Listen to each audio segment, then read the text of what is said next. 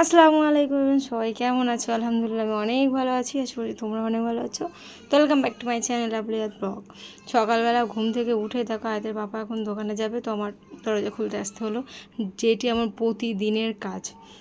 অন্য কোনো কাজ করি আর না করি এই কাজ করতে হবে। আমি যদি তরকারি কাটা বাছা করতেও বসি, তো ওখান থেকে তুলে বলবে দরজাটা খুলে দাও। তালা কিন্তু তার আগেই খোলা থাকে, তবুও আমাকে খুলতে বলবে। হ্যাঁ, এখন গুছিয়ে বসে আছি।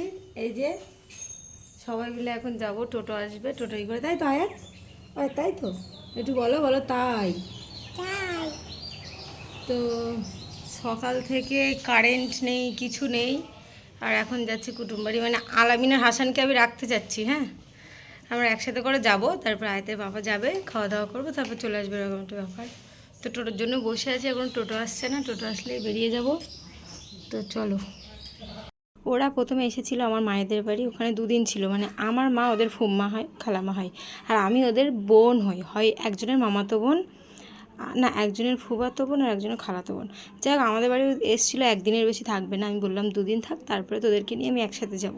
তাই জন্য ওদের ব্যাগের মধ্যে আমার মানে যা লাগে, আমি যেহেতু সকালে যাবো, রাত্রেবেলা বাড়ি আসবো, আয়াতের যে সমস্ত জিনিসপত্র আমার যা মোটামুটি ওদের ব্যাগে নিয়ে নিয়েছি। আর এখন দেখো টোটোও এসে গেছে। আর আয়াত আয়াত হাসানের সাথে বেশ কমফর্টেবল। আর আলামিন কী করে, ওকে একটু বিরক্ত করে, ওর দিকে ফিরে জিভ বার করে, ওর কাছে থাকে না। হাসানের কাছে এত সুন্দর থাকে, আর হাসান একটু শান্ত তো। যাই হোক, হাসানের কাছেই আছে। আর এখন আমরা টোটোয় করে বেরিয়ে পড়েছি। কোথায় যাচ্ছি বলো তো? এখন এই তো কাদার বিল পার হচ্ছি। যাই হোক, আমি টোটোয় বসে আছি, অনেক দিন পর আয়াতের পাপাকে রেখে একসাথে আমরা, মানে আলাদা যাচ্ছি, একসাথে না, একসাথে সবাই আছে, আয়াতের পাপা নেই, এইভাবে টোটোয় করে যাচ্ছি অনেক দিন পরে। হ্যাঁ, যাই হোক, তারপর মামাদের বাড়ির এখানে পৌঁছে গেছি। আর ভাই যেহেতু আমার ভাসুর হয়, মানে টোটো ড্রাইভার আমার ভাসুর, তো আমি বলছি কত দিতে হবে। যাই হোক, তাই নিয়ে বলছি দাও, তুমি যত দেবে দাও বললো। আর আমি আরও যা বলেছিলাম, ভাই 10 টাকা নিল বেশি, আর বলছে ঠিক আছে। আমি বললাম অবশ্যই ঠিক আছে, যেহেতু বাড়ি থেকে পুরো এসেছি, সেই হিসেবে অনেক দাম কম নিয়েছে। হ্যাঁ, বাড়ি থেকে কাঠিয়াট থেকে কাটাকাটি করতে হতো, সেটা না করে আমরা ডাইরেক্ট চলে এসেছি। তো এই দেখো এসে গেছি, আর হোমরের কাছে দিয়েছি, মানে এর নাম আলামিন, আলামিনের কাছে ব্যাগ দিয়েছি। আর আমি ফ্রিলি হেঁটে যাচ্ছি ক্যামেরা করতে করতে। আর হাসানের কাছে আছে আমার মেয়ে, মানে এদের কাছে থাকলে সাদিয়া ছাবিয়া আমার কোনো অসুবিধাই হয় না। হ্যাঁ, যাই হোক, এই যে আর পৌঁছে গেছি খালামাদের বাড়ি। খালামাদের বাড়ি আগে, তারপরে মামাদের বাড়ি। হ্যাঁ, তো আমি এসেই মানে ড্রেস খুলবো, তার আগে দেখো আয়াত কি করছে। আয়াত এসেই যেই দেখে হাবিবা দোল খাচ্ছে, আয়াত দোল দিচ্ছে, এত সুন্দর লাগছে, সে আর কি বলবো। ওদের ক্যামেরায় জানি না কতটা ভালো লাগছে, ও ছোটো হেল্লায় ও দোল দিচ্ছে, বেশ মানাচ্ছে। তো আমি আসলাম, আমি ভাবলাম না ড্রেস চেঞ্জ করার আগে হাবিবার কাছে একটু ঘুরে যাই। আর আমি আমি হাবিবাকে যেহেতু ছোটোবেলা থেকে দেখছি, আর ওর ডেলিভারি ও যেদিন হবে সেদিন থেকে ওর পিছনে দৌড়োদৌড়ি, ওর জন্য, ওর মায়ের জন্য, ওর প্রতি একটা আলাদা ধরনের টান। হ্যাঁ, বেশ ভালো লাগে। যে কোনো বাচ্চার প্রতি টান না আসলে ওর প্রতি এসে গেছে।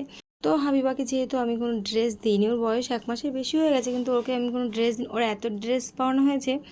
মানে ও হাবিবা হওয়ার পরে ওর 4 দিন 5 দিনের মাথায় ওকে আবার ফুলবাগানে ভর্তি করতে হয়েছিল, ওর জন্ডিস ছিল বলে। কিন্তু তার মধ্যে ও 4 দিনের মধ্যে 20টা ড্রেস হয়ে গিয়েছিলো, এরকম একটু ব্যাপার। যাই হোক, আমি ড্রেস দিইনি, আমি রূপোর হার নিয়ে এসেছি ওর জন্য, আর হাতের আমলেট টাইপের, আবার ব্রেসলেট মতো দেখায় 3 পাথরের যেটি।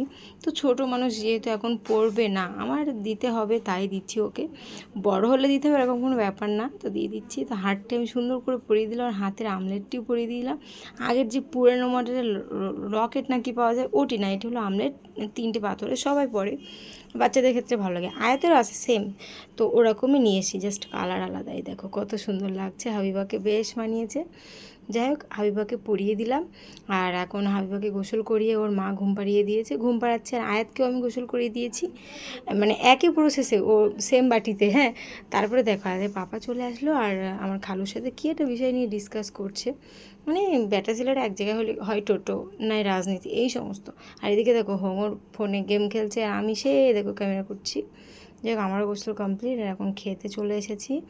আর খালামাদের রান্নাঘরে এসেছি, রান্নাঘরটা একদম অচল হয়ে পড়ে আছে, খালামার যেহেতু শরীর খারাপ। তো এখানে চিকেন ছিল, আর চিংড়ি মাছের ঠ্যাং দিয়ে কিমি রান্না ছিল একটা। যা খাওয়া দাওয়া কমপ্লিট, আর এখন গুছিয়ে নিয়েছি, এখন যেতে হবে চলে। তার আগে আয়তের পাপার একটু প্রয়োজন আছে বসিরহাটে, তাই তো আমি হাবিবাকে বলছি, ও বিবা চলে যাচ্ছি বলো। হ্যাঁ, তো হাবিবাকে দেখো, ওর প্রতি সত্যি আমার ভীষণ টান। ওকে যখন ভিডিও এডিট করি তখন তো কোলে নিতে ইচ্ছে করে, আর এমনি হাবিবার কথা মনে পড়ে, বেশ বেশ টান হয়ে গেছে ওর প্রতি আমার। যাই হোক, হাবিবা ঘুমিয়ে পড়েছে, ঘুমন্ত অবস্থায় ওকে একটু যত্ন করে দিলাম। আর এখন দেখো আবার সেম প্রসেসে ওর চেন লাগিয়ে দিয়ে সেই মানে ঠিকঠাক করে দিয়ে আর কি বললাম চলো যাই। আর এই দেখো আমরা বেরিয়ে পড়েছি, আর আমার মাম্মা ঘুমাচ্ছিল, ঘুম পাড়িয়ে দিয়েছিলাম। ওর ঘুমন্ত অবস্থায় যে ড্রেস পরানো ছিল সেইভাবে নিয়ে চলে এসেছি অ্যাকচুয়ালি আয়তের পাপা কি কার্ডে তেল ভরবে, তাই জন্য এখানে তেল ভরতে এসেছি ত্রিমণিতে। হ্যাঁ, এখান থেকে তেল ভরেই আর কি বাড়ি যাব। এটাই ছিল আমাদের আজকের কাজ। আর আজকের